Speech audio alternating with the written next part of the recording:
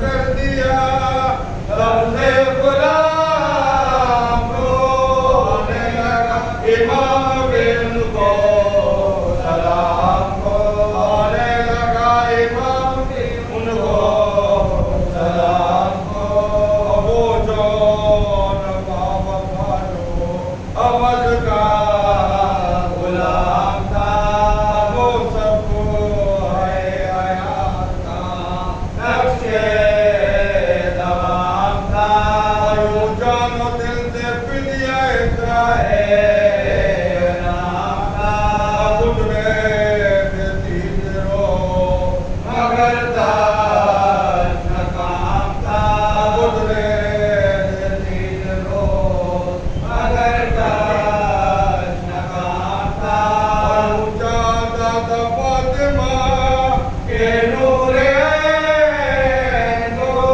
کتاب تھا کہ کیسے بچا لے حسین کو کتاب تھا کہ کیسے بچا لے حسین کو آیا قریب خدمت سلطان کربلا اور سر جھکا کے کرنے لگا عرض مدعا مولا قسم مجھے بھی ملے روزہ ملا حسرت ہے وہ غلام بھی سرکار پر فدا حسرت ہے وہ غلام بھی سرکار پر فدا تم زندگی نہ بھولو ہر خوش گزار پر ضرورت ظالموں کی محمد کی یاد پر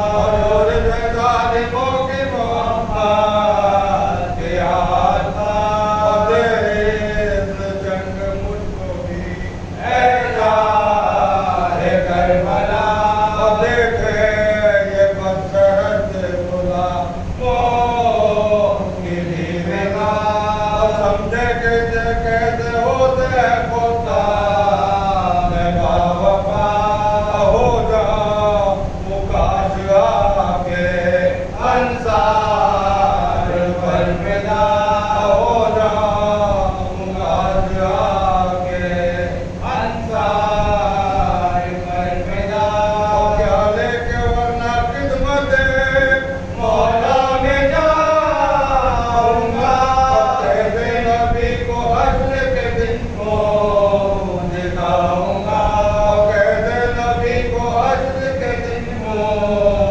دکھاؤں گا فرمایا جون تم پہ امام زمان نثار بے شبہ ہے تمہاری محبت کا اعتبار معلوم ہے جو آج مرضی یہ کردنا اب لفظ اذن لب پہ نہ لے آؤ بارکا اب لفظ اذن لب پہ نہ لے آؤ بارکا کافی ہے بس یہی میری تسکین کے لیے اٹھنے کا میں اگر تو فقط تیرے لیے اٹھنے کا میرا گھر تو فقط تیرے لیے بھیجوں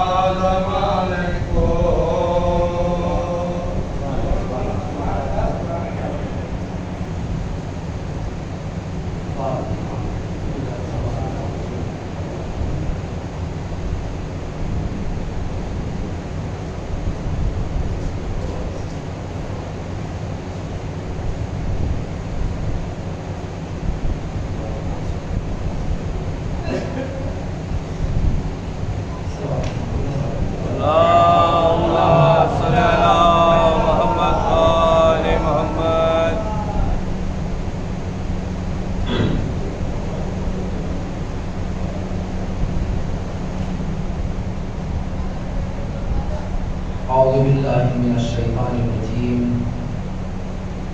بسم اللہ الرحمن الرحیم الحمدللہ رب العالمین الصلاۃ والسلام علی اشرف الانبیاء والمرسلین سیدنا و نبینا ابی القاسم محمد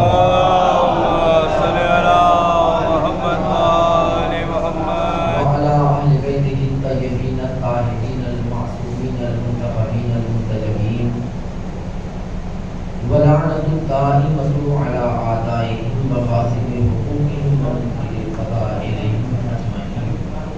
أما بعد فقد قال الله تبارك وتعالى في محكم كتابه الحكيم أعوذ بالله من الشيطان الرجيم بسم الله الرحمن الرحيم يا أيها الذين آمنوا قوا أنفسكم وأهليكم نارا صلوات محمد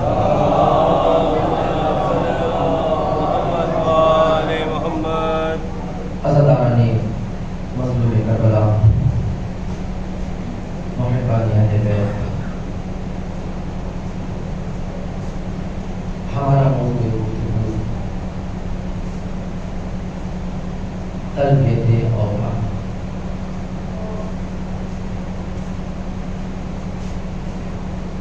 خداوند عالم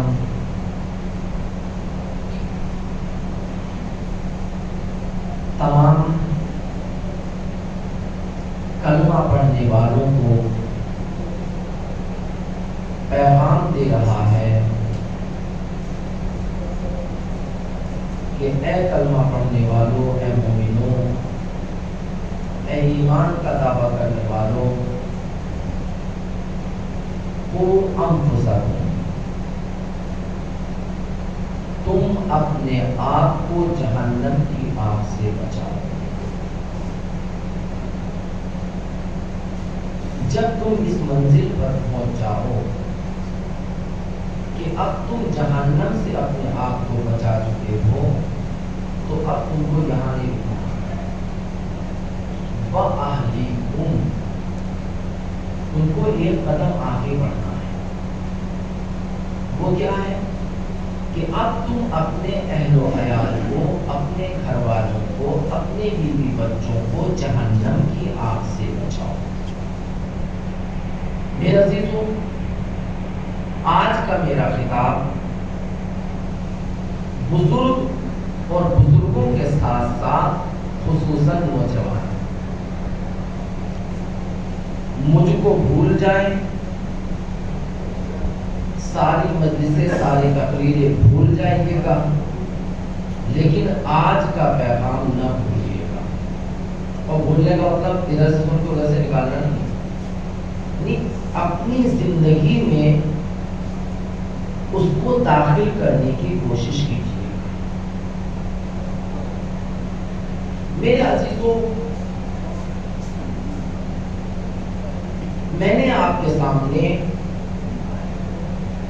کل جو چیز بیان کی وہ دو چیزیں تھیں، غور سے سنیے گا۔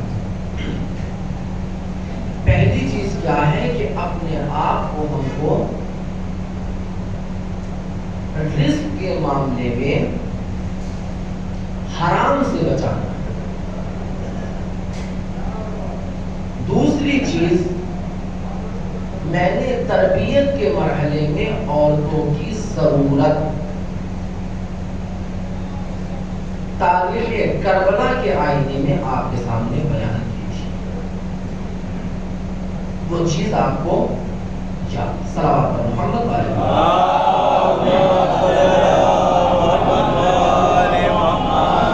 میں نے آپ کے سامنے بیان کیا کہ جتنا رزق میری آپ کی قسمت میں لکھا ہے، خدا نے مقدر کر دیا ہے، اتنا رزق مجھ کو مل کر رہے گا۔ اگر پوری دنیا بھی چاہے کہ وہ رزق مجھ کو نہ ملے تو یہ ہو نہیں سکتا۔ میں یہ ابتداءً بات اس لیے بیان کروں تاکہ جو میرے نوجوان ابھی تک نہیں آئے وہ آ جائیں، پھر میں ان سے گفتگو کر سکوں۔ محمد والے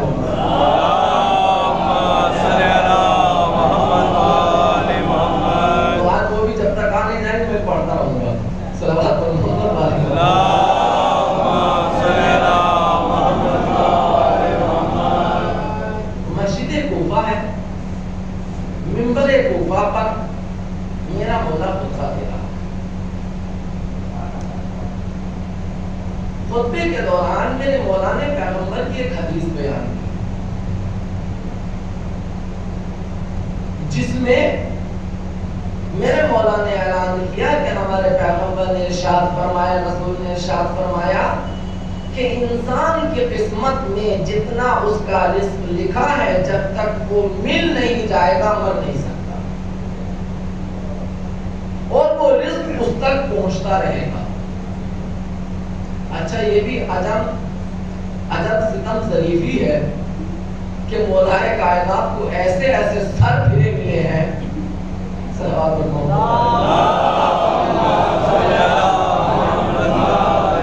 عجیب عجیب سوال کرتے تھے۔ مولا کہہ رہے مجھ سے پوچھ لو، کہہ رہے بتائیے میرے سر کے بال کتنے ہیں؟ خطیب کا جو ہے مولا نے ارشاد فرمایا کہ اگر میں تمہارے سر کے بال بتا کے دوں گا کہ تو کیا تم گن لو گے؟ صلوات پر محمد عجیب عجیب طرح کے مسلم مومنین بھی ہوتے ہیں، جیسے جب یہ ہم لوگوں کے ساتھ زیادہ ہوتا ہے، جب مولوی کہیں جاتا ہے تو اس کا امتحان لینے کے لیے بہت سے لوگ جو جانتے ہیں وہی سوال کرتے ہیں کہ دیکھیں آخر یہ سامنے والا ہے کتنے پانی میں، اگر جواب دے دیا تو پھر کچھ اور، نہیں دیا تو پھر پورے سماج میں ہم کہیں گے کہ یار پتہ نہیں کیسا مولوی ہے، اس کو اتنا ہی نہیں پتا ہے۔ صلوات محمد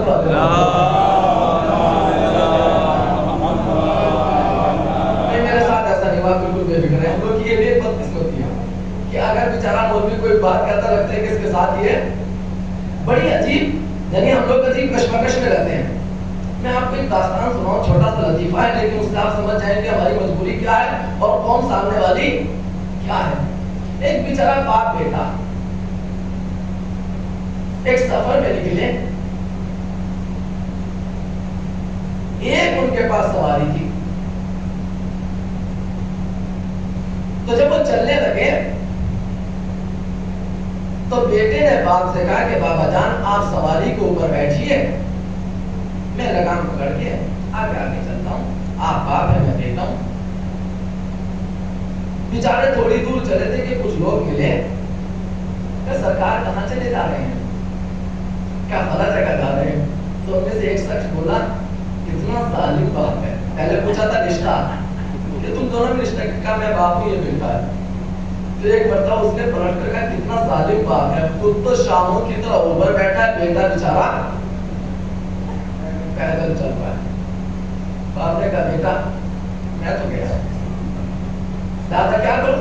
کہ تم اوپر بیٹھو میں پیدل چلتا ہوں۔ اب بیچارے تھوڑی دور آگے چلے تھے، پھر کچھ لوگ ملے، کہا بھائی کہاں جا رہے ہیں، کیا ہے آپ لوگ؟ کہا میں بیٹا ہوں، میں باپ ہوں، یہ بیٹا جو اوپر بیٹھا ہے۔ تو ایک مرتبہ کتنا بدتمیز بیٹا ہے، باپ پیدل چل رہا ہے اور صلوات محمد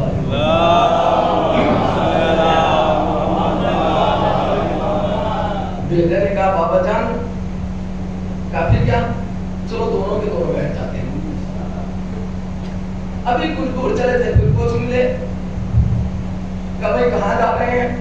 کہ اوپر کھابڑ زمین، یہ اونچ نیچ یہ وہ، کہ کتنے ظالم ہیں دونوں کے دونوں، ایک بیچارہ مرا ہوا سا جانور، اس کے اوپر دو دو ہٹے کھٹے جوان بیٹھے ہیں۔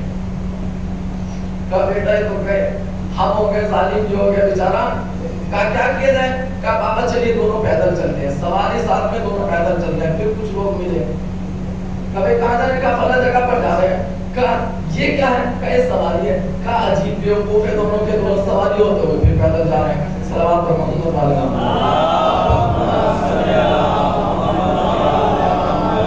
اب بتائیے بیچارے یہ دونوں ماں باپ کرے تو کیا، یہ بیٹا اور باپ کرے تو کیا کرے؟ باپ بیٹھے تو بے رحم، بیٹا بیٹھے تو بدتمیز، دونوں بیٹھے تو ظالم، نہ بیٹھے تو بیوقوف۔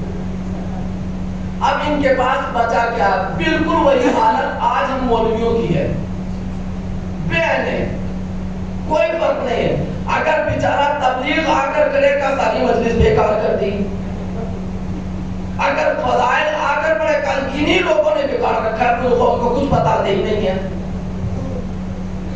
पर मोहम्मद वाले मोहम्मद।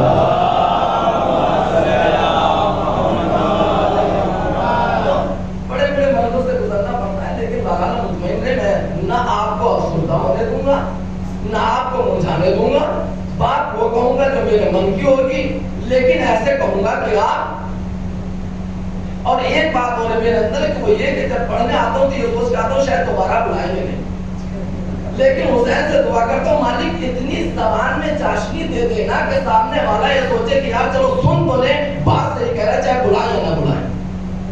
आज मेरे अजीजों में आपके सामने अजीब उस मौला ने कहा कि मिल के रहेगा उसको, उसमें से एक अक्लमंद आदमी उठा का मौला आपने कहा है कि मिल के रहेगा, कहाँ मिल के रहेगा? का अच्छा मेरा आपसे एक सवाल है। मैं उनको कह रहा हूँ जो माँ बाप ये सोचते हैं कि अगर हम ये ना करते तो बेटों को ना मिलता, कसम खुदा की, खुदावंद आलम उस वक्त तक इंसान को दुनिया में भेजता ही नहीं है जब तक कि उसका रिस्क मुहैया न कर दे। हमारी और आपकी हैसियत क्या है? शिकमे माता में जहाँ दुनिया की कोई ताकत बच्चे को रिस्क नहीं पहुंचा सकती थी, वहां पर खुदा रिस्क पहुंचा के बता रहा है तुम परेशान ना होना, मैं तुमको पहुंचाऊंगा। क्यों परेशान? अब बड़े हो गए तो हमने सोचा कि अगर हम ये ना करेंगे तो हमको मिलेगा नहीं। तुम हो कौन? अगर हम ऐसा काम ना करेंगे मिलेगा नहीं। मेरा अजीजों, अहादीस का खुलासा है जो मैं आपके सामने बयान कर रहा हूँ। मासूमीन ने इरशाद फरमाया कि अगर ये इंसान, तवज्जो कीजिए, अगर ये इंसान जिस वक्त गुनाह के लिए आगे बढ़ रहा है, हराम के जरिए से रोजी कमाने के लिए, कि इस तरह से इतना ज्यादा आ जाए, इमाम ने इरशाद फरमाया अगर तुमको तुम्हारी चाहत के मुताबिक मिल भी जाएगा, एक बात बताओ, कहा क्या कि अगर मिल गया तुमने ले लिया, लेके अपनी जेब में रखा, लेकर निकले, घर पहुंचे ही थे कि एक मर्तबा ऊपर से बुलावा आया, चलो, बताओ कैसा मेरे किस काम आएगा? मासूम इरशाद फरमाते हैं ऐसी दौलत ना कमाओ कि जिसको खाए दूसरे और उसकी सजा भुगतो। सलावत पर मोहम्मद वाले।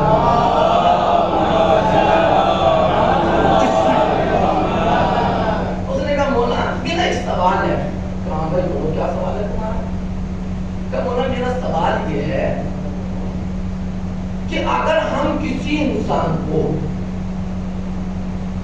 एक ऐसे घर में बंद करते हैं कि जिसको हमने पत्थरों से चुना और उसमें इतनी भी जगह नहीं है कि सुई भी हम दाखिल कर सके, कुछ हम उसमें जरा सी भी जगह नहीं छोड़ी, है ही नहीं, कहिए बताइए उस इंसान तक रिस्क कैसे पहुंचेगा? उन्होंने कहा अच्छा।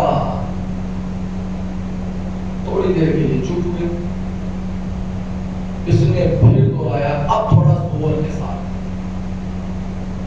मौला मेरा आपसे सवाल है, बताइए उसको जिसको हमने पत्थरों के महल में बंद कर दिया है और वहां कोई चीज दाखिल हो नहीं सकती, उस तक रिस्क पहुंचेगा कैसे?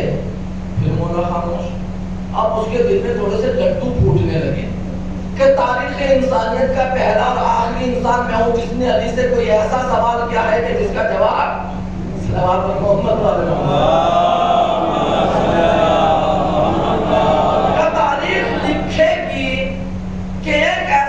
अकलमंद पैदा हुआ था जिसने अली से कोई ऐसा,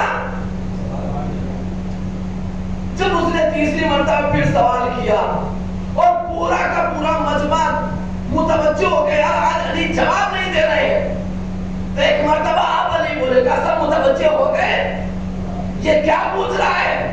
कहा मौला इसने ये पूछा है, कहा मेरा इससे एक सवाल है। अब वो थोड़ा चूंकि तो जरी हो गया था ना, 3 मर्तबा दोहरा चुका, अपने सवाल पर जवाब नहीं दे रहे। कहा मौला पूछिए पूछिए जरूर पूछिए, मैं इंशाल्लाह आपका जवाब दूंगा। कहा मैं ये सोच रहा हूँ अब उस इंसान को कभी मौत नहीं आएगी। कहने लगा अली कुछ हो या ना हो मौत तो जरूर आएगी। कहने लगे भाई मौत क्यों आएगी? कहा मौला जब कुछ खाने के लिए मिलेगा नहीं तो मौत आ जाएगी। कहा ये बताओ मौत आएगी कैसे? कौन? का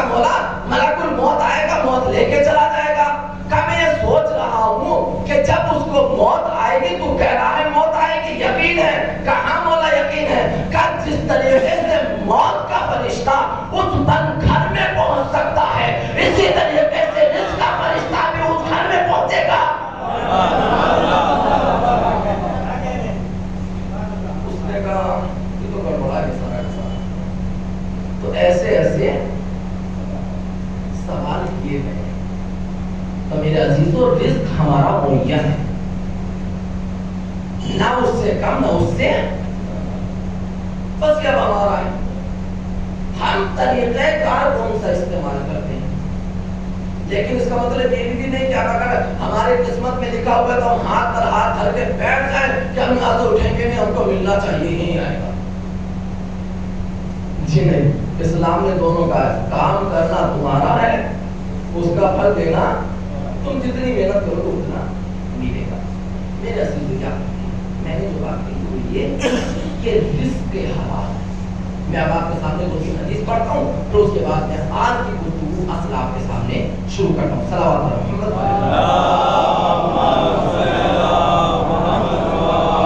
اور غور کے ساتھ سنیے گا. اسلام انسان کو بھکاری نہیں بنانا چاہتا. اسلام مسلمان کو ہاتھ پھیلانے والا نہیں بنانا چاہتا. اسلام کا حکم جتنے بھی احکام ہیں آپ دیکھیے ہر جگہ پر ملے گا. صدقہ دو، خیرات دو، خمس نکالو، زکات نکالو، یہ کرو وہ کرو. یہ سب کیا ہے؟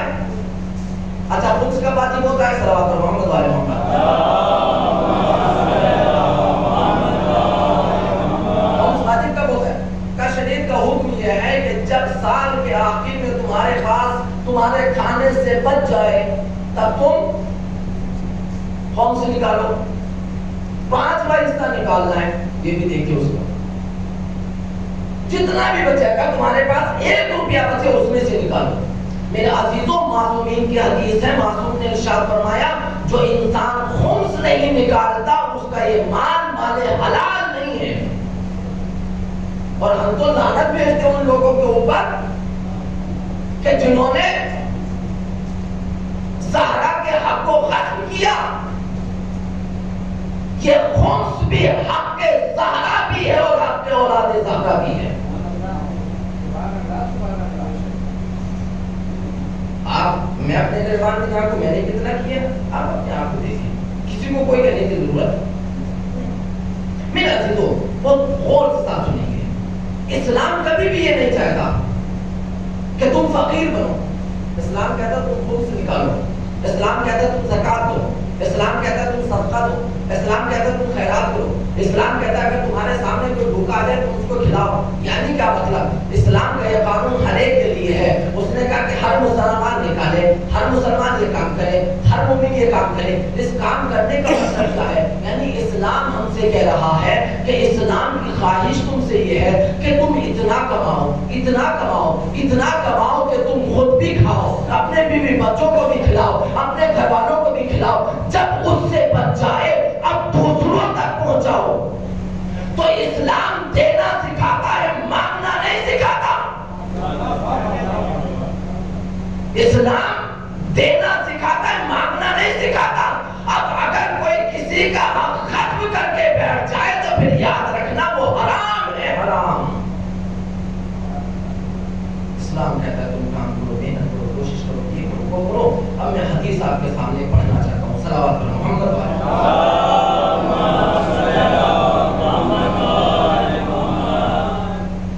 امام موسیٰ کاظم علیہ السلام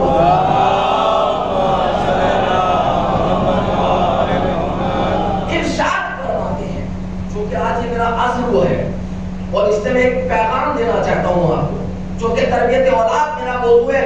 جو پہلی بنیاد ہے جو مردوں سے متعلق ہے، 2 چیزیں آج میں آپ کے سامنے، ایک دونوں بنیاد آپ کے سامنے رکھوں گا. پہلے حدیث سنیں، یا داؤد ان الحرام لا ینمی. صحابی ہے امام کا، اے داؤد یاد رکھو حرام ذریعے سے حاصل کی جانے والی دولت میں کبھی ترقی نہیں ہوگی، کبھی وہ بڑھے گا نہیں. اس نے کہا مولا آپ کیسی بات کر رہے ہیں؟ ہم نے تو دیکھا جو حرام کے ذریعے سے کماتے ہیں ان کے یہاں بلڈنگیں کھڑی ہو جاتی ہیں، ان کے یہاں یہ ہو جاتا، ان کے وہاں وہ ہو جاتا ہے، یہ وہ. اس نے لکھنا شروع کر دیا. مولا نے کہا تم نے سمجھا نہیں. میں نے کہا کہ اس کے بعد ارشاد فرمایا وَإِنَّمَا یہ الگ ہے. کہیں ایسا نہ ہو کہ بیچارے ابھی طالب علم وہ سمجھتے کہ انما وہ انما یرید اللہ والا ہے، نہیں، وَإِنْ الگ ہے، انما الگ فعل کا اگر اس میں نمو بھی ہو، اگر وہ بڑھے بھی تو ایک چیز اس کے تم کو دکھے گا کہ ظاہراً بڑھ رہا ہے لیکن وہ بڑھ نہیں رہا، کا مولا پھر کیا ہے کہ لا یبارک فی اللہ، اس میں برکت نہیں ہے، کا مولا برکت نہیں، کا مطلب آپ دیکھ لیجئے آج جتنے بیچارے غریب ہیں رات کو جب اپنے گھر پر ٹوٹے پھوٹے گھروں میں جاتے ہیں بالکل آرام سے خراٹا لے لے کے سوتے ہیں، کوئی ٹینشن نہیں، لیکن جس کے پاس جتنی دولت بڑھتی جاتی ہے اتنی ہی اس کی صلوات اور محمد والے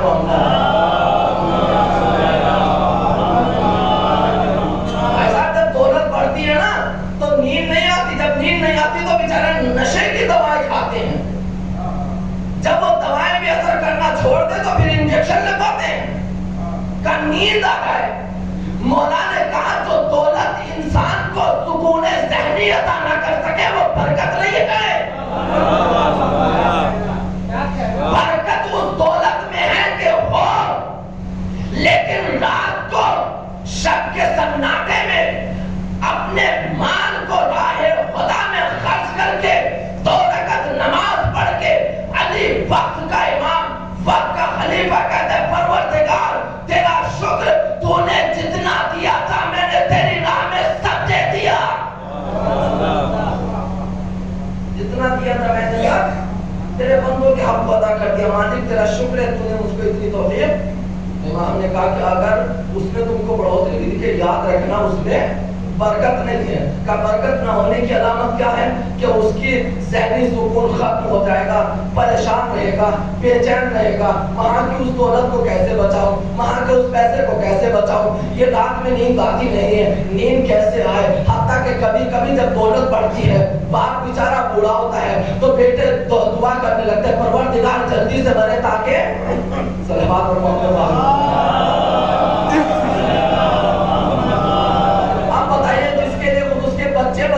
دعا کرنے لگے پروردگار جلدی جائے وہ برکت ہے کہ صلوات پر محمد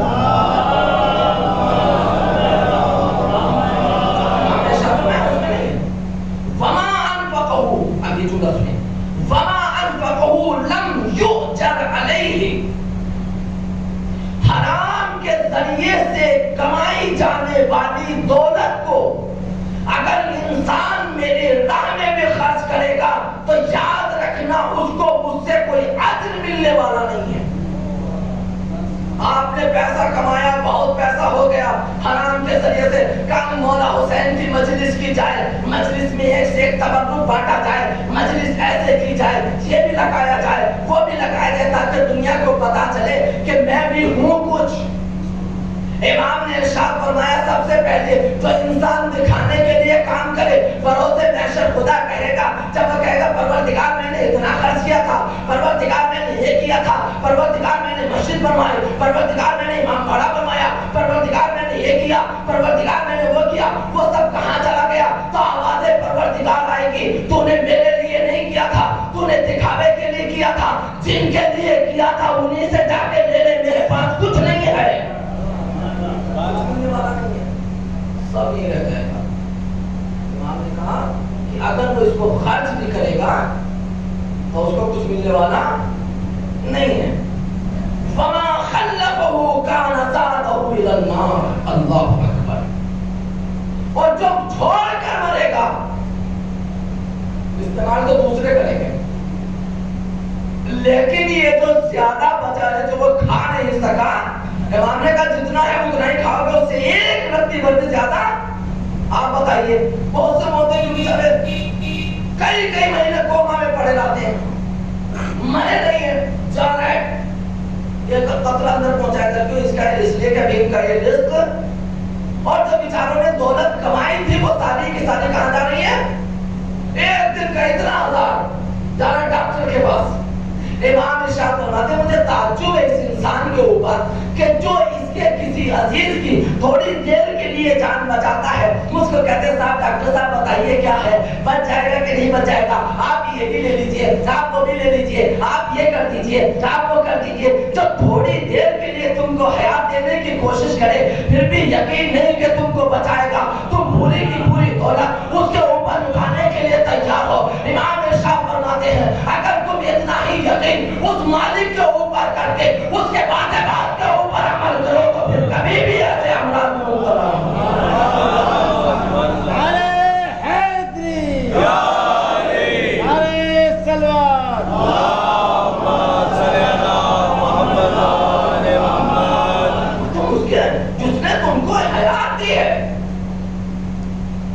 فرماتے ہیں کہ اگر انسان اس کی نعمتوں کا حق ادا کرنا چاہے تو ایک بھی سانس لیتا ہے نا، اس کا بھی حق ادا نہیں کر پائے گا صاحب۔ جس کو آکسیجن لگتا ہے وہ جانتے ہیں کہ ان کے مریض جب ایڈمٹ ہوتے ہیں تو کیا کیا ایک دن کے کتنے دینے پڑتے ہیں، کہ آپ کو پتہ چل کے ایک سانس کی قیمت کتنی ہے۔ اب سوچو جس نے کوئی اتنی بڑی زندگی کی اس سانس کی قیمت کتنی ہوگی؟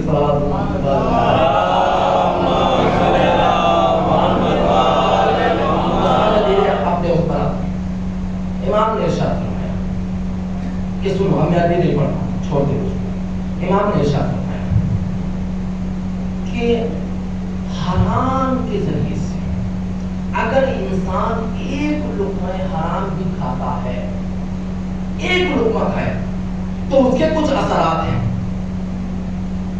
پہلا اثر یہ ہے کہ 40 دن تک ایک لقمہ کھانے کے بعد جو اس کے ذہن میں گیا 40 دن تک اس کی دعا قبول نہیں ہوگی۔ صلوات اور محمد علیہ وسلم۔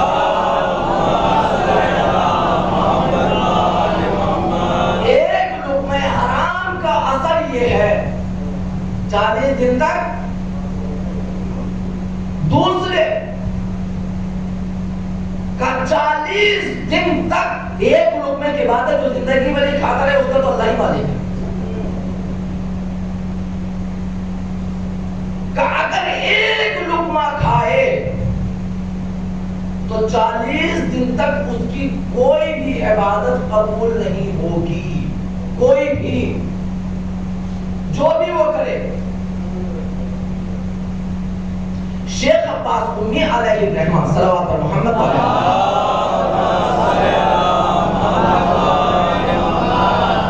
کہتے ہیں کہ میں ہمیدان میں سفر پر گیا، وہاں پر اپنے ایک دوست کے یہاں مہمان ہوا۔ سنیں ایک لقمے کا اثر، میں انشاءاللہ ایک لقمے کا اثر کیا ہوتا ہے وہ میں آپ کو بتا دوں گا، تاکہ پھر جو آج میں بات کہنا چاہتا ہوں وہ کہہ سکوں بآسانی آپ کے ذہن میں بیٹھ سکے۔ اور بہت اہم بات کہنا، تربیت کے لیے سب سے پہلی بنیاد ہے جو آج میں آپ کے سامنے کہنا چاہتا ہوں۔ شاید اس انداز سے آپ نے نہیں سنا ہوگا ابھی تک۔ میرے عزیزوں، شیخ عباس بن علیہ رحمہ فرماتے کہ جب میں وہاں گیا تو میری اس دوست میں جانتا تھا، مومن تھا، یہ ہے وہ ہے سب کچھ ہے، میں اس کے یہاں رکا۔ کچھ دن تک میں وہاں رکا رہا۔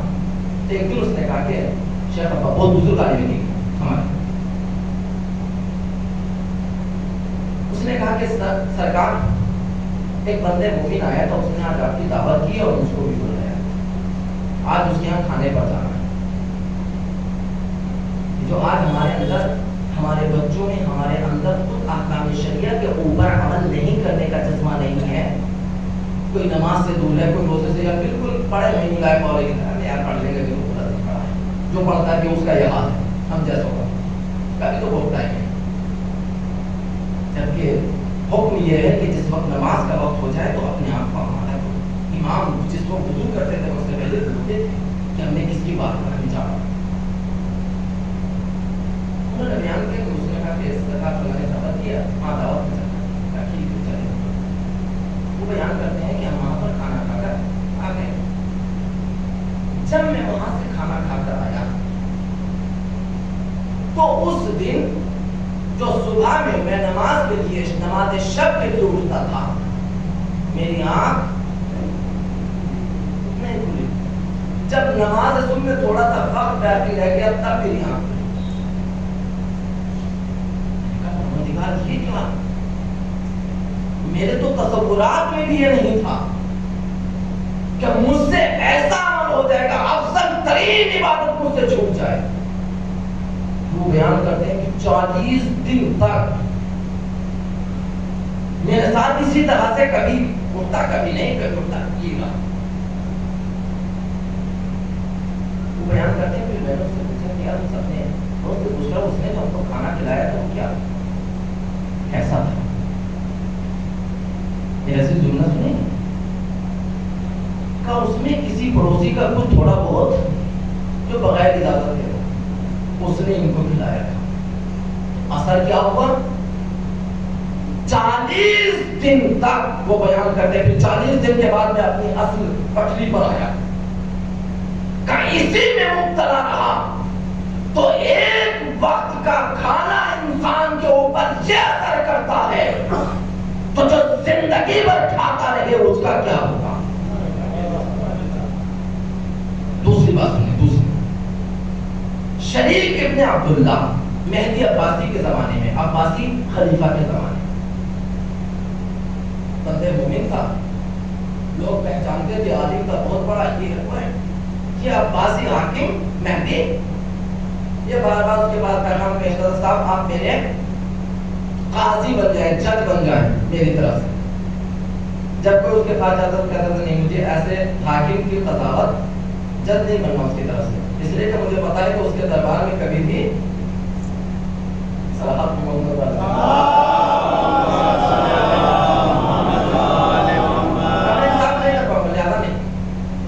جب 2-3 مرتبہ سے پیغام بھجوایا تو ایک دن دوسرا پیغام بھجوایا کہ اچھا ایسا کرو تم میرے بچوں کے استاد بن جاؤ۔ اس نے کہا یہ بھی نہیں ہو سکتا، تو جیسے ظالم کے بیٹوں کا میں استاد بنوں، مجھ کو ایسے آدمی سے رابطہ ہی نہیں رکھنا۔ تو ایک دن اس نے اپنے سپاہیوں سے کہا کہ اس کو پکڑ کر دربار میں لے کر آؤ، میں اس کے اوپر اتنی مہربانی کر دوں میری بات ہی نہیں سنتا۔ کا دربار میں لایا گیا تھا، جب دربار میں لائے گا تو بادشاہ نے کہا کہ دیکھو تمہارے سامنے 3 راستے ہیں، ان 3 میں سے ایک قبول کرو نہیں تو کام تمام۔ کہا کیا؟ یا تو جج بنو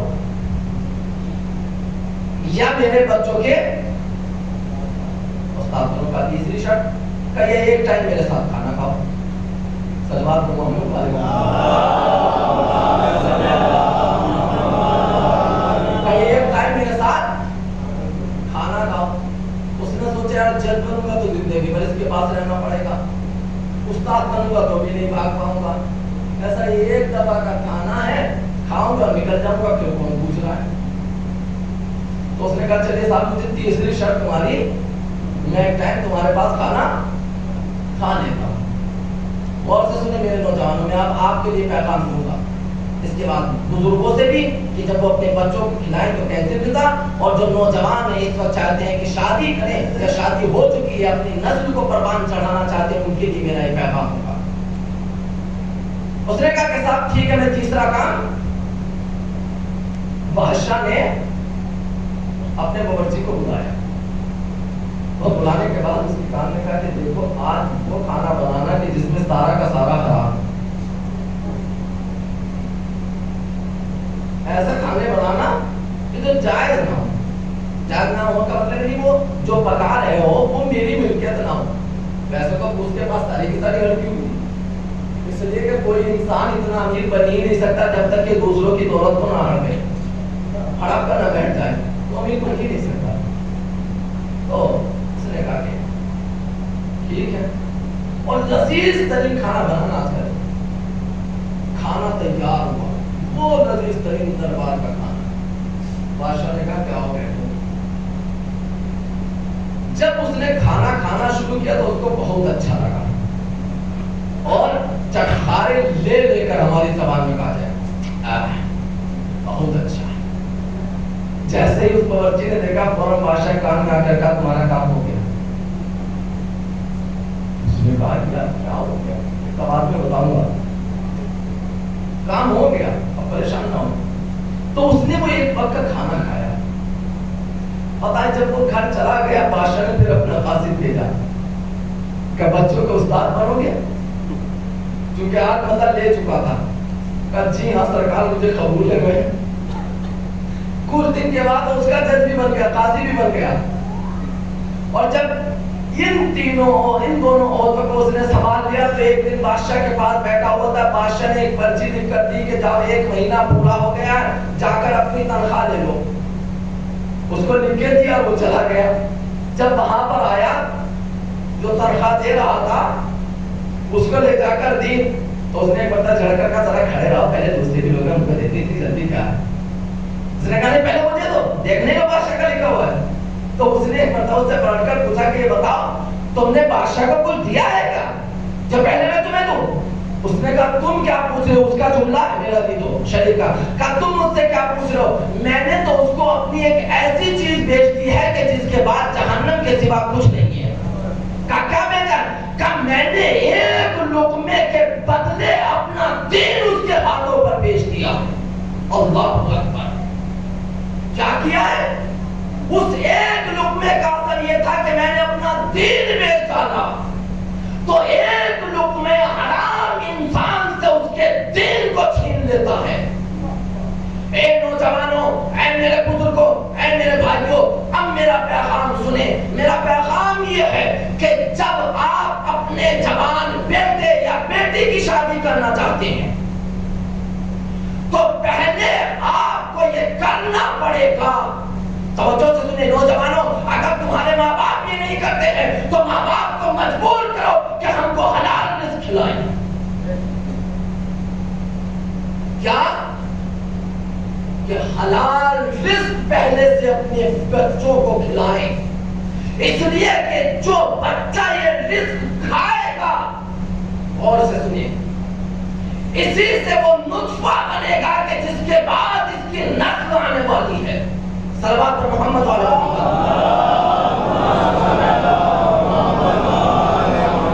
دو چیزیں، ایک بیج صحیح ہونا چاہیے، دوسرے زمین صحیح ہونا چاہیے۔ یہ نسل جو ہے کھیتی کی مانند ہے صاحب، میں انشاءاللہ اس کی کل وضاحت کروں گا، اتنا زیادہ وقت بھی نہیں میرے پاس میں زیادہ وضاحت کروں، لیکن پہلا کام کہ اس طرح سے حلال رزق کھائیں کہ اب جو انسان کے اندر جس سے نسل آگے بڑھے وہ حلال کے ذریعے سے بنے۔ اس لیے کہ حرام کے ذریعے سے خود معصوم نے کہا کہ 40 دن تک اس کی دعائیں قبول نہیں ہوں گی، اس کی کوئی عبادت قبول نہیں ہوگی۔ تو تمہارا کام ہے حلال رزق کھانا۔ قسم خدا کی، اگر حلال رزق کھا کر اس شریعت کے اس کام کے لیے آگے بڑھو گے تو یہ ہو ہی نہیں سکتا کہ بچہ نافرمان پیدا ہو جائے۔ اللہ اکبر، کہ اگر نقلی بیج ڈالو گے تو اصلی پیداوار نہیں ہوگی۔ یہ بیج ہے، ہماری نسل کی بنیاد ہے، پہلے اس کو درست کرنا ہے۔ دوسرے، جس زمین اور کھیتی کے حوالے میں نے کل ایک جملہ کہا تھا، آپ یہ نہ سوچیں کہ ہم کو بہو اچھی ملے، میری بیوی اچھی آئے، نہیں، پہلے کوشش یہ کرو کہ ہم دوسرے کو بہو اچھی دیں، بیوی اچھی دیں، خود بخود ہم کو اچھی ملنے لگی۔ اب حدیثیں سنیں، 2-3 حدیثیں، پھر میں انشاءاللہ ان کی کل وضاحت کروں۔ صلوات پر محمد والے محمد۔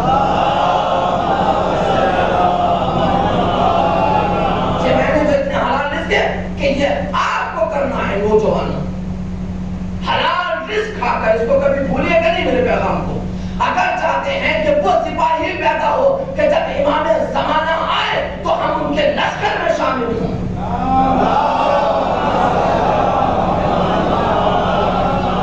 ہمارے بچے ان کے لشکر میں شامل ہوں۔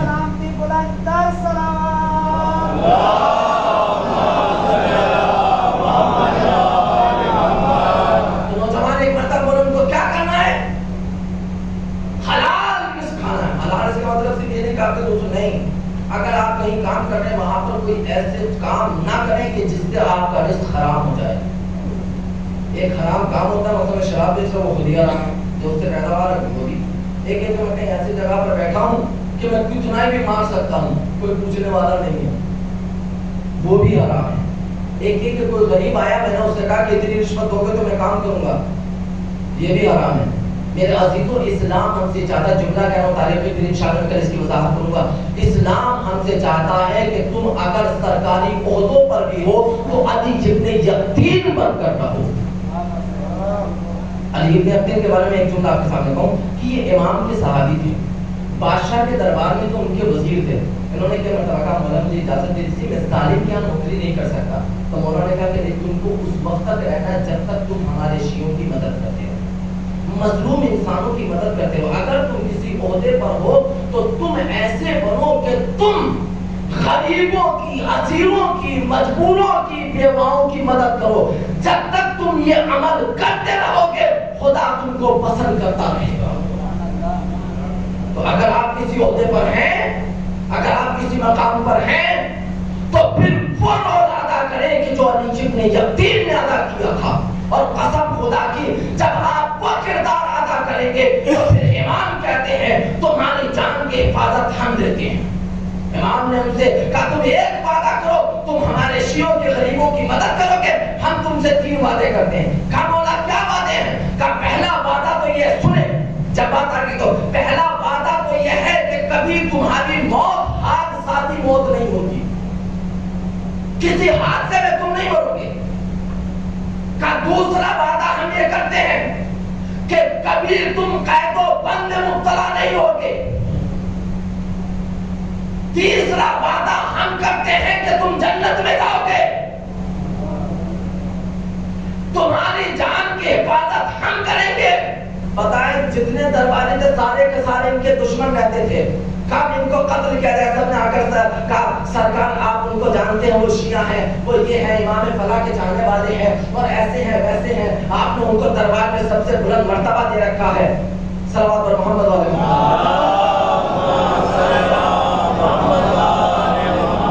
آپ بول تو نہیں ہوئے نا، صلوات پر محمد علیہ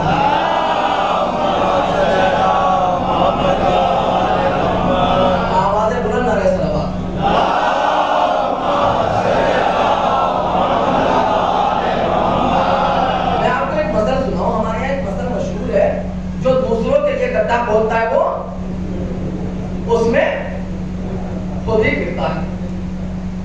ایک شیعہ عالم دین کسی دربار میں بڑے عہدے پر تھے، وزیر تھے، سب ان کے بادشاہ کا بڑا احترام کرتا تھا، اور جتنے تو اس کا مخالف تھے سارے کے سارے اس کے دشمن رہتے تھے۔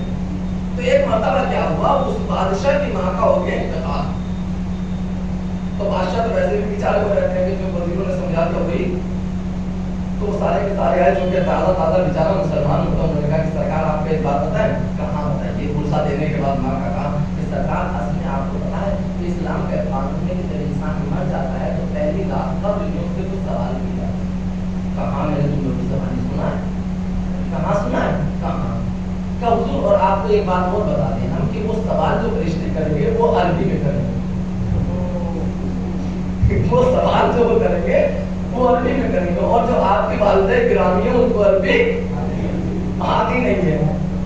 کافر کا حضور ہمارے درمیان جو سب سے زیادہ اچھی عربی جانتا ہے وہ فلاں صاحب ہے، آپ ان کو ماں کے ساتھ قبر میں دفن کر دیجئے تاکہ آپ کی ماں کی طرف سے وہ جواب دے سکے۔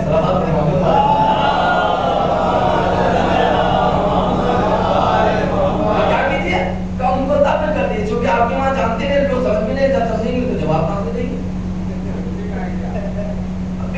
بادشاہ کے سمجھ میں کیا بات ہو سکے، میری ماں بیچاری جائے کہ وہ مشکلات میں مبتلا، یہ میں نہیں کر سکتا۔ راجہ قاضی کو بھیجا کے جاؤں کو بلا کر گئے، انہوں نے آ کر کہا کہ حضور میں آپ کو پرسہ دیتا ہوں، آپ کی والدہ گرامی دنیا سے چلی گئی، یہ ہے وہ ہے، آپ تعزیت کو کیجیے کیجیے۔ اس کا ہاں ٹھیک ہم نے قبول کر لیا، لیکن اب ہمارا پیغام حضور پیغام کیا ہے؟ کا پیغام یہ ہے کہ تم کو یہ پتا ہے؟ کہا کیا حضور بتائیے۔ اب مرتا کیا نہ کرتا، ہمارے یہاں مشہور ہے، حکم حاکم مر گئے پپا جاؤ، جہاں حاکم کا حکم تو کرنا ہی کرنا ہے۔ کہا حضور بتائیے کیا ہوا؟ کہ آپ کو یہ پتا ہے نا کہ جب قبر میں انسان پہلی رات جاتا ہے تو اس سے سوال جواب ہوتے ہیں؟ ہاں حضور ہوتے ہیں۔ کہ یہ بھی پتا ہوگا کہ پھر عربی میں ہوتے ہیں؟ اب اگر کہیں کہ نہیں عربی میں نہیں تو مصیبت کہیں ہوتے ہیں تو مصیبت کچی کہا تو میرا فیصلہ یہ ہے کہ چونکہ میری ماں کو عربی آتی نہیں ہے، آپ کو ان کے سوالوں کے جواب دینے کے لیے میری ماں کے ساتھ قبر پہ جانا ہے۔ صلوات محمد آپ کو ان کے ساتھ قبر پہ جانا ہے۔ تو ایک مرتبہ یہ وزیر جو تھے یہ تھوڑا سا سر جھکا کر کچھ سوچنے لگے۔ بادشاہ نے کہا سوچ کیا رہے ہو؟ کیونکہ اس کو پتا تھا کہ میں جو بھی سوال کرتا ہوں بغیر کسی اس کے فوراً جواب دیتے ہیں۔ وہ سر جھکائے رہے، تھوڑی دیر خاموش رہے۔ اس نے کہا میں نے کیا کہا ہے تم نے سنا نہیں؟ وہ پھر سر جھکائے ہوئے۔ جب تیسری مرتبہ بادشاہ نے کہا تو ایک مرتبہ بولے کہا حضور آپ بات تو ٹھیک کہہ رہے ہیں لیکن میں ایک بات اور سوچ رہا ہوں۔ کہا وہ کیا؟ کیونکہ ان کو پتا تھا کہ کوئی ایسی بات کہ حضور اصل میں سوچ رہا تھا آپ کی ماں اتنے سال زندہ رہی، انہوں نے کچھ تھوڑا بہت کھایا ہے، جو کچھ کیا صرف ان کے بارے میں چند سوال ہوں گے۔ ہاں یہ تو بات ہے اس بات کو، لیکن آپ ہیں اس پوری مملکت کے بادشاہ، تو آپ سے صرف آپ کے بارے میں تو سوال ہوں گے نہیں۔ ہاں بات ہے کہ آپ سے کیا، آپ سے آپ کی حکومت کے بارے میں بھی پوچھا جائے گا، آپ سے آپ کے کردار کے بارے میں بھی پوچھا جائے گا، آپ سے آپ کے عوام کے بارے میں بھی پوچھا جائے گا، آپ سے اس کے بارے میں پوچھا جائے گا، آپ سے اس کے بارے میں، ہزاروں چیزوں کے بارے میں آپ سے پوچھا جائے گا۔ کہاں بات تو تمہارے سے یہ پوچھا جائے گا بھائی؟ کہ حضور اصل میں یہ سوچ رہا تھا اتنی دیر سے کہ جو آپ کی ماں سے سوال ہوں گے وہ چند سوال ہوں گے، ان سوالوں کے جواب کوئی بھی چھوٹا موٹا مولوی دے دے گا۔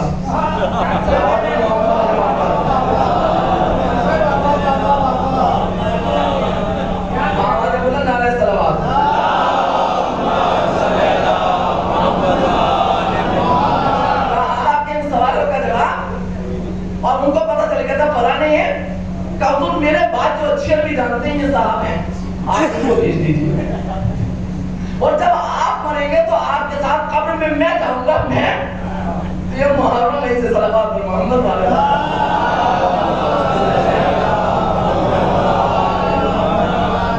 تو یہ ہے جو دوسروں کے لیے بابا رضوان علیہ السلام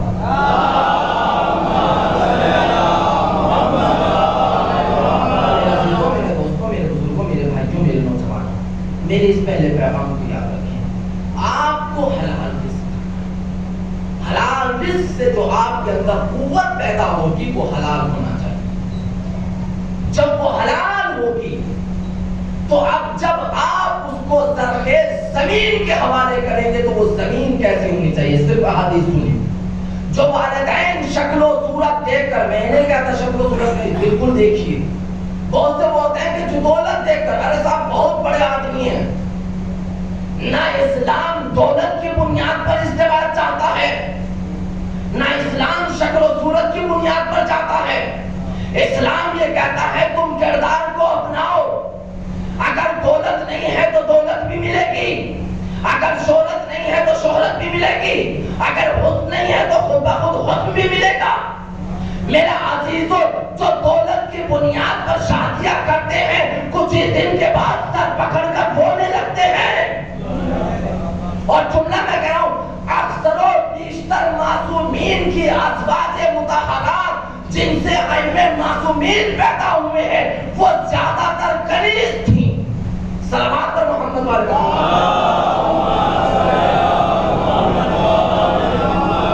زیادہ تر کنیز تھیں، لیکن کنیز ایسے تھی کہ صاحب کردار۔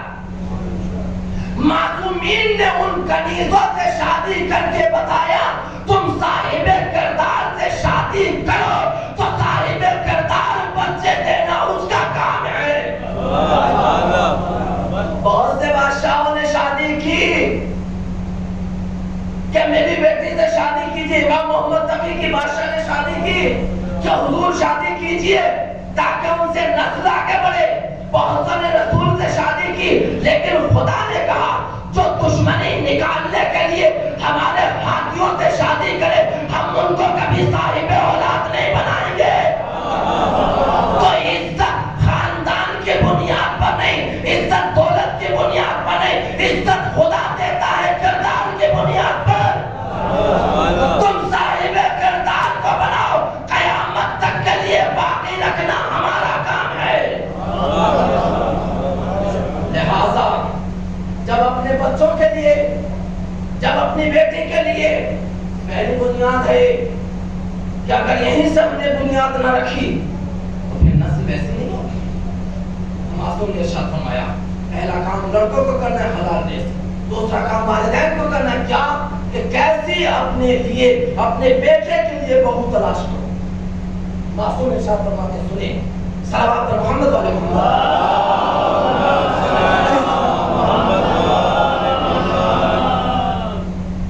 پیغمبر اکرم حضرت محمد مصطفیٰ صلی اللہ علیہ وسلم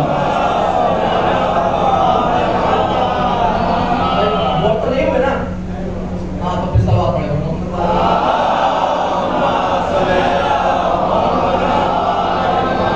پیغمبر ارشاد فرماتے ہیں ایاکم وخزراء الدمن. اللہ اکبر.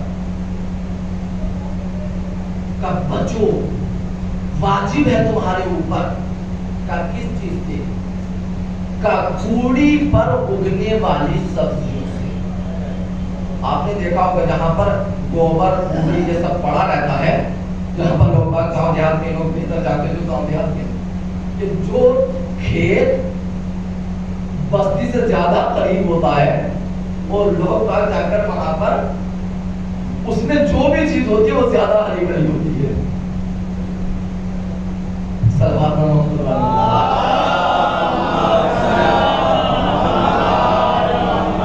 جہاں پر کوڑی آپ دیکھیے اس کے اوپر جو بھی چیز ہوگی وہ بہت ہری بھری آپ کو نظر آئے گی, لیکن جو ان چیزوں سے دور ہوگا وہاں پر تھوڑی سی. پیغمبر نے ارشاد فرمایا ایاکم وخزراء الدمن,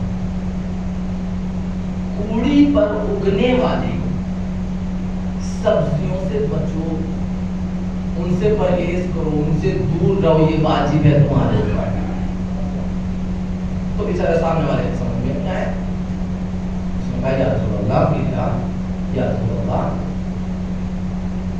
یا رسول اللہ, ماں وما خزراء الدمن, آپ کی اس کوڑی پر اگنے والی سبزی سے مراد کیا ہے؟ اس لیے کہ آپ بغیر مقصد کے تو کوئی بات بولتے نہیں ہو. میں ایک جملہ کہنا چاہتا ہوں, جو بزم پیغمبر میں بیٹھ کر, جملہ سنیے کہ فضائلی جملہ ہے جو آپ ایسے سنتے ہیں, جو بزم پیغمبر میں بیٹھ کر پیغمبر کی زبان سے نکلے ہوئے کلمات کو نہ سمجھ سکے وہ قرآن مجید کی آیات کو کیا سمجھے گا. کہہ رہے تھے ہمارے لیے قرآن کافی ہے, خواب کافی ہے, تو زبان کی جو پیغمبر کی حدیث کو نہ سمجھ سکے وہ کلام خدا کو بغیر رسول کے سمجھیں گے, بغیر حدیث کے. یا رسول اللہ آپ کے اس سے مراد کیا ہے؟ اس نے پیغمبر نے کیا جواب دیا؟ پیغمبر نے جواب دیا قال المرأة الحسناء فی منبت السوء, وہ خوبصورت عورتیں کہ جن کے ظاہر کو دیکھو تو آدمی پریشان, لیکن اگر باطن پر آئے تو شیطان ان سے حیران. صلوات پر محمد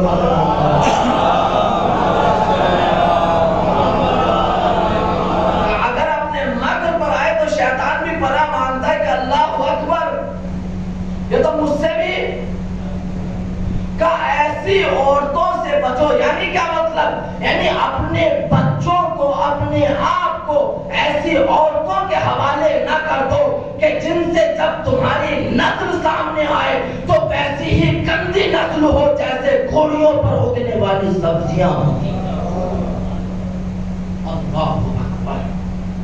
میرے عزیزوں ایک آخری حدیث سن لیں اور پھر اس کے بعد میں اپنے مسائل کی جانب آؤں. وَإِيَّاكُمْ وَتَزْوِيجَ الْحُمَقَاءِ, اپنے بچوں کی شادی کبھی احمق سے نہ کرنا, چاہے وہ احمق عورت ہو چاہے مرد ہو. آپ بیٹے کی شادی کے لیے دیکھے گا اس پہ بڑا ہوتے ہیں بہت اچھا ہو ہے کہ اچھا لگتے ہوگا دیکھا جائے گا, یہ صاف فرماتے ہیں کا رشتہ گیا، چلے میں اس کو بیان کر دوں تو تک مسائل یا کو تثبیت المقا احمقوں سے کبھی اپنی بیٹی کو احمق کے ہاتھ نہ دینا اور کبھی اپنی بیٹی کے احمق سے شادی کیوں؟ فَإِنَّ صُحْبَتَهَا بَلَاءٌ، اس لیے کہ احمق کی صحبت ایک مصیبت ہے۔ آپ دیکھیں جس گھر میں آتی ہیں پھر کیا بابیلا کا، اس لیے کہ احمق ایک بلا ہے، مشکل ہے، مصیبت ہے، اس کے حوالے کبھی اپنے بچوں کو نہ کرنا۔ اگر کر دیا تو نتیجہ کیا ہوگا؟ وَوَلَدَهَا، اور اگر اس سے اولاد پیدا ہوگی تو پتہ کیسی ہوگی؟ امام ارشاد فرماتے ہیں ضیاء ہونا نہ ہونا دونوں برابر ہیں۔ اگر اولاد ہو بھی گئی تو ہونا نہ ہونا دونوں برابر ہیں۔ میرے بزرگوں، میرے دوستوں، میرے نوجوانوں، میرے بھائیوں، میں اپنی گفتگو ختم کرتا ہوں، بہت سی باتیں کہنا چاہتا ہوں، لیکن اگر ہم یہ چاہتے ہیں کہ ہمارے بچے صاحب کردار بنے تو پہلے ہم کو اس وقت سے کام کرنا ہے، پیدا ہونے کے بعد نہیں۔ وہ دنیا اور ہے جو کہتی ہے کہ تم کو پیدا ہونے کے بعد سوچے، نہیں، اسلام کہتا ہے پیدا ہونے سے پہلے سوچو۔ اسی لیے جب جناب زہرا سلام اللہ علیہ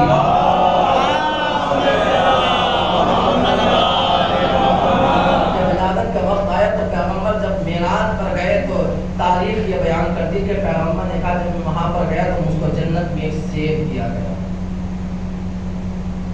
پیغمبر سے کہا کہ دیکھو اس میں سے آدھا تم کو کھانا ہے، آدھا جناب پیغمبر ارشاد فرماتے ہیں کہ اس کے بعد جناب زہرا کا نور میرے سے آپ کو پاکیزہ فضا بولتے ہیں۔ میرے عزیزو، میرے نوجوانوں، پیغام سنو، حلال غذا کھانا، جب اپنے لیے شریک حیات کا انتخاب کرنا تو دولت کو دیکھ کر نہ کرنا۔ قسم خدا کی دولت والے مٹ گئے، ختم ہو گئے، لیکن صاحب کردار کل بھی زندہ تھے، آج بھی زندہ اور قیامت تک زندہ رہے۔ بڑے بڑے بادشاہ ختم ہو گئے، لیکن جن کا کوئی وجود نہیں تھا صاحب کردار تھے، ان کا نام کل بھی زندہ تھا اور آج بھی زندہ ہے۔ میرے دوستوں، یہ بہت اہم مرحلہ ہے۔ میں نے جملہ آپ کے سامنے کہا تھا، معصومین کی، 12 اماموں کی جو اکثر والدہ ہیں، جناب زہرا امام سجاد کی جو والدہ ہیں، اس کا چھوٹے زیادہ تر جو والدہ ہیں وہ کنیز ہیں۔ اگر اس کو موقع ملا تو میں ایک دو کی آپ کے سامنے تعلیم بیان کروں گا۔ اللہ اکبر ہے۔ یہ جو کربلا کے میدان میں نے کل کہا تھا ماؤں کا کردار، یہ انہی ماؤں کے اچھی زمین کے حوالے بچے کیے گئے تھے، جن کا نتیجہ تھا کہ کربلا کے شہداء پروان چڑھنا سامنے آئے۔ میرے عزیزوں، میرے دوستوں، میرے بزرگوں، میرے بھائیوں، مجھے معاف کر دینا، لیکن ہماری سے بتا دی، ہمارا وقت کا امام فرض خیبت کے انتظار کر رہا ہے کہ تم میرے لیے راستہ ہموار کرو تو میں آؤں۔ جیسے ہم منتظر ہیں ویسے ہی ہمارا منتظر ہے۔ اس لیے میں نے آپ کے سامنے کہا تھا کہ 2-3 بچوں کے مسائل پڑھنا چاہتا ہوں، لیکن آج ایک عجیب انداز میں ایک بات کہنا چاہتا ہوں۔ مسائل اہل بیت کا دل بہت بڑا تھا۔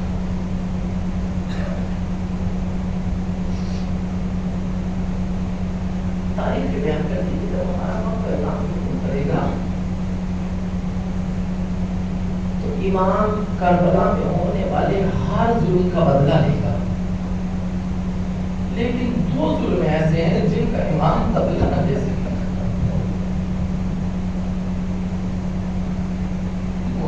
کون سے ظلم؟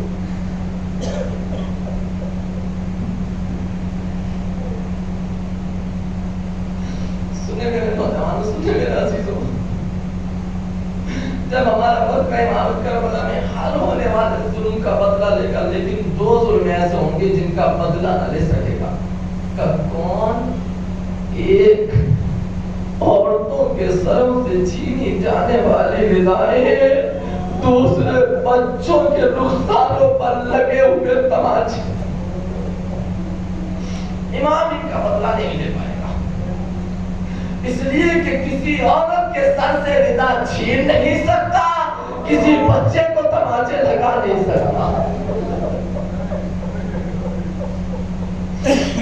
میں آپ کے سامنے تو روایت پڑھنا چاہتا ہوں، کھول دیجیے گا۔ جب ان اسیروں کو کربلا سے اسیر کر کے لے جایا گیا تو جگہ جگہ پر جہاں پر کچھ ہوتا تھا ان کے اوپر کوڑے برستے تھے۔ امام سجاد کو پیدل لے جایا گیا، ایک مقام پر قافلہ رکا۔ میں دو روایت پڑھنا چاہتا ہوں، یہ سید سجاد کی مجبوری اور پھر سید سجاد کی سخاوت۔ آپ کے سامنے تو روایت پڑھوں گا، انشاءاللہ بہت مسائل ہوں گے، بہت روئیں گے، جب آپ سوچیں گے تب گریا کریں گے انشاءاللہ۔ اور میں ایک جملہ کہا کرتا ہوں کہ مسائل آنکھوں سے آنسو کبھی کبھی جب نہیں نکلتے تو اس کی وجہ ہمارے گناہ ہوتے ہیں۔ ہم گناہوں کو کرنا چھوڑیں، ہماری آنکھوں سے خود بخود آنسو نکلیں گے۔ روایات کے بیان کرتی ہیں کہ جب یہ اسیروں کا قافلہ چلا، ایک جگہ پر جا کر رکا گیا۔ جب یہ قافلہ رکا، سید سجاد بیٹھے، سکینہ آگے بڑھے۔ بڑھنے کے بعد سید سجاد کے پاس آ کر بیٹھی پیروں کے پاس، بھائی کے پیروں کو دھیرے دھیرے دبانے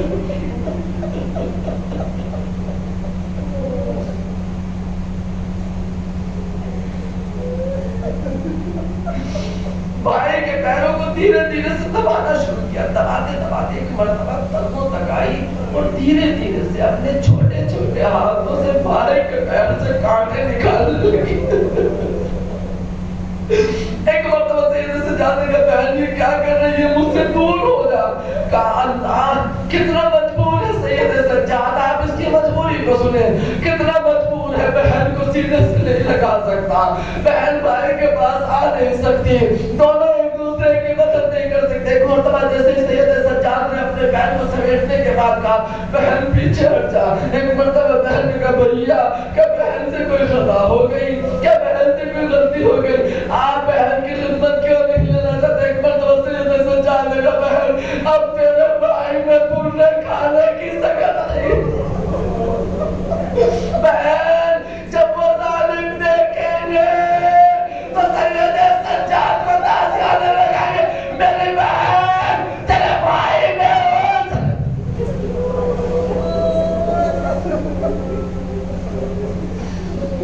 سید سجاد کو ذات۔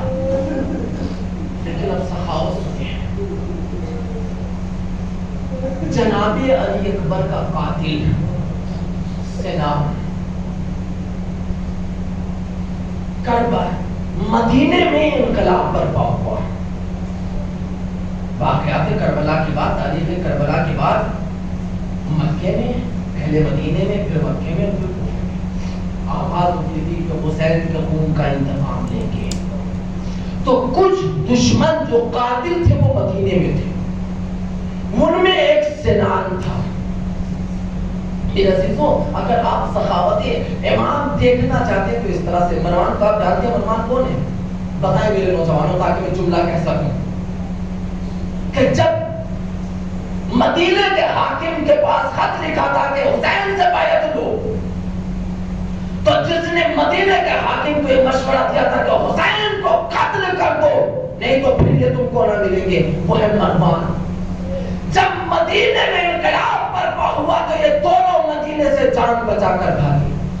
مروان اپنے خانوادے کے ساتھ، اللہ اکبر، اس نے جگہ جگہ پر دخل باب کیا، میرے گھر والوں کو اپنے گھر میں رکھ لو، پناہ دے دو، میں چلا جاؤں گا نہیں تو لوگ ان کو قتل کر ڈالیں گے۔ کسی نے بھی مروان کے بچوں کو پناہ نہیں دی۔ جس وقت مدینے میں انقلاب ہوا تھا، سید سجاد اپنا خیمہ مدینے سے باہر لگائے ہوئے تھے، اپنے خانوادے کے ساتھ وہاں تھے۔ جب وہ چاروں طرف سے مایوس ہو گیا تو ایک مرتبہ اس نے کہا کوئی در نہیں بچتا، ایک ہی در ہے جہاں پر کوئی سائل خالی ہاتھ واپس نہیں جاتا۔ وہ اپنے بیوی بچوں کو لے کر امام کے پاس گیا، مولا میں بہت خطا کار ہوں، مولا میں بہت خطا کار ہوں، بہت گناہ کیے ہیں، آپ کا اصل دشمن ہوں، لیکن میرے بچوں کو سکے تو امام نے جب اس کے چھوٹے بچوں کو دیکھا تو کربلا کے یتیم بچے یاد آ گئے، کہا جا ہم نے تیرے بچوں کو تیرے خانوانے کو پڑھا دی۔ امام نے اپنے خیمے میں بلایا، ذرا سوچو عزیزو، جس وقت یہ ظالم لے کر آیا ہوگا کیا سکینہ کے لگتے ہوئے تماچے سید سجاد کو یاد نہ آئے ہوگے؟ کیا شام غریبہ میں گھوڑوں کی ٹاپوں کے نیچے آ کر مر جانے والے وہ بچے جو یہ کہہ رہے اماں ہمیں بچاؤ، اماں ہمیں بچاؤ، کیا وہ بچے یاد نہ آئے ہوں گے؟ کیا وہ 48 بچے جو کربلا سے لے کر شام تک موت کی آغوش میں سو گئے وہ یاد نہ آئے ہوں گے؟ لیکن اللہ نے سخاوت سید سجاد، یتیم کو نہیں دیکھ سکتے، امام نے کہا میں یتیموں کے تماچے نہیں مار سکتا، اس کا بدلہ نہ لوں گا۔ بس آخری روایت سنیں میرے عزیزو، دوسرے قوم کا سینان تھا جو قاتل تھا، جب یہ مدینے سے نکل کر بھاگا ہے اور مدینے سے بھاگا ہے تو وہ پانی نہ پی سکا، جہاں بلد تھا، پریشان تھا، مرنے والا تھا، سوچ رہا تھا کہ کہیں سے یہ خون پانی مل جائے، اس کو پتا نہیں تھا کہ سید سجاد کا خیمہ مدینے سے باہر ہے۔ جب وہ وہاں سے جان بچا کر نکلا تو اس نے کہا دیکھا کہ خیمہ ہے۔ بس عزیزو 1-2 منٹ اور انشاءاللہ بہت مسافر ہیں، آپ بہت روئیں گے، جب سوچیں گے تب روئیں گے۔ ایک مرتبہ جب اس نے دور سے دیکھا تو اس کو ٹھارس ہوئی کہ شاید مجھے تھوڑا سا پانی مل جائے۔ قاتل جناب علی اکبر ہے، قاتل جناب علی اکبر ایک مرتبہ خیمے پر آیا، آنے کے بعد آواز دی کوئی ہے جو مجھے ایک گھونٹ پانی پلا دے۔ جیسے امام سجاد نے سنا خیمے کے اوپر آئے، کہا بھائی کیا ہے؟ کہا ایک گھونٹ پانی چاہتا ہوں۔ امام نے اس کو دیکھا، سر جھکایا، خیمے میں چلے گئے، مشک لے کر آئے۔ ابھی تک اس کا سر جھکا ہوا تھا، جب امام مشک لے کر آئے، امام نے کہا لے پانی پی لے۔ پھر مرتبہ جیسے اس نے چلو بنا کر اپنے سر کو اٹھایا، فوراً سر کو جھکا لیا، ہاتھ ہٹا لیے، پھر چلو بنایا، پانی پینا شروع کیا۔ جب پانی پی چکا تھا ایک مرتبہ اس نے کہا سید سجاد شاید تم نے مجھ کو پہچانا نہیں۔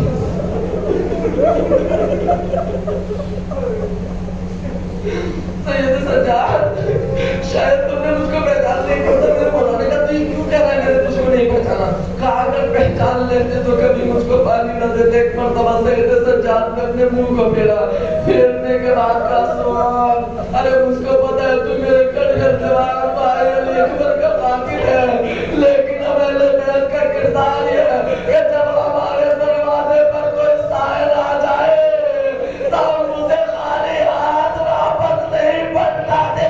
میں کہوں گا سید سجاد ارے علی اکبر کے قاتل کو پانی پلا دیا، آپ سے قاتل کی پیاس برداشت نہ ہو سکی، آئے وہ سکینہ جب چلو پر پانی مانگ رہی تھی تو پانی کے بدلے تماچے لگ رہے تھے، آپ کیسے برداشت کر رہے ہیں؟